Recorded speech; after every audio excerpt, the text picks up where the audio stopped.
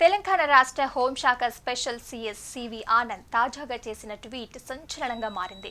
September నెలలో C V Anand Hyderabad police commissioner గా ఉన్న సమయంలో సిటీ పోలీసులు అతిపెద్ద సినిమా పైరసీ రాకెట్ ని పట్టుకున్నారు. ఇందులో భాగంగా తెలుగు సినీ పరిశ్రమ ప్రముఖులతో సివి ఆనంద్ అత్యవసర సమావేశం నిర్వహించారు. ఈ సమావేశానికి అగ్ర హీరోలు చిరంజీవి, నాగార్జున, వెంకటేష్ తో పాటు పలువురు నిర్మాతలు కూడా హాజరయ్యారు.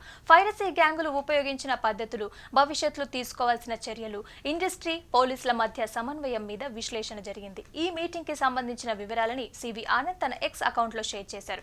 ఈ పోస్ట్ మీద ఆ తర్వాత అనుకోకుండా పెద్ద వివాదం అయితే మొదలైంది. సివి ఆనంద్ పోస్ట్ మీద ఒక నెటిజన్ వ్యంగ్యంగా బాలకృష్ణను కూడా పిలవండి, లేదంటే ఆయన అసెంబ్లీలో అడుగుతారు అని కామెంట్ చేశారు. ఆ కామెంట్ కి సివి ఆనంద్ అకౌంట్ నుంచి ఒక స్మైలీ ఇమోజీతో రిప్లై వెళ్ళింది. ఆ ఇమోజీనే బాలయ్య అభిమానులలో ఆగ్రహాన్ని రగిలించింది. అగ్ర నటుడు 3 సార్లు ఎమ్మెల్యే అయిన బాలకృష్ణ గురించి ఇలా స్పందించడం సరికాదని, వెంటనే క్షమాపణ చెప్పాలని పెద్ద ఎత్తున డిమాండ్లు, ట్రోల్స్ మొదలయ్యాయి. ఈ వివాదం 2 నెలలుగా సోషల్ మీడియాలో కొనసాగుతుండగా సివి ఆనంద్ తాజాగా స్పందిస్తూ దీని మీద వివరణ ఇచ్చారు. తన ట్విట్టర్లో సివి ఆనంద్ ఆ ఇమోజీకి కారణం తాను కాదని, సమయం లేకపోవడం వల్ల ఎక్స్, ఇన్స్టాగ్రామ్ల ఖాతాలని నిర్వహించడానికి ఒక సోషల్ మీడియా హ్యాండిల్ ని పెట్టుకున్నానని, సెప్టెంబర్ 29న ప్రెస్ మీట్ అనంతరం అదే వ్యక్తి ఆ స్మైలీ ఇమోజీని రిప్లైగా పెట్టాడని తెలిపారు. అది తన అనుమతి లేకుండా చేసిన పని అని, ఈ విషయాన్ని తాను వెంటనే తెలుసుకోలేకపోయానని చెప్పుకొచ్చారు. ఇక దాని గురించి తెలిసిన వెంటనే ఆ పోస్ట్ ని డిలీట్ చేసి పూర్తి వివరాలు తెలుసుకున్నానని వెల్లడించారు.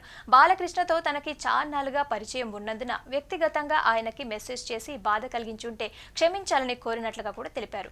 తాను బాలకృష్ణ, చిరంజీవి, నాగార్జున, వెంకటేష్ సినిమాలు చూసి పెరిగిన వ్యక్తినని, వారందరితో తనకి గౌరవం, స్నేహం ఉన్నాయని అన్నారు. ఇక సోషల్ మీడియాలో మరికొన్ని తప్పుడు రిప్లైలు వెళ్లడంతో గత నెలలోనే ఆ హ్యాండ్లర్లని తొలగించినట్లుగా కూడా చెప్పుకొచ్చారు. ఇక అందుకే ప్రస్తుతం తన పోస్టులు తగ్గి రిప్లైలు చాలా అరుదుగా కనిపిస్తున్నాయని వెల్లడించారు. ఈ వివాదం ఇక్కడితో ముగించాలని అందరినీ విజ్ఞప్తి చేశారు. ఒక చిన్న ఇమోజీ కారణంగా 2 ఫ్యాన్ గ్రూపులు ఒకరితో ఒకరు వాదనలు దిగటం, ఆ సందర్భంలో సివి ఆనంద్ ని టార్గెట్ చేయడంతో ఆయన ఈ క్లారిఫికేషన్ ఇవ్వాల్సిన పరిస్థితి వచ్చింది. ఇక సివి ఆనంద్ వివరణతో ఈ వివాదం పూర్తిగా ముగిసినట్లేనని భావిస్తున్నారు.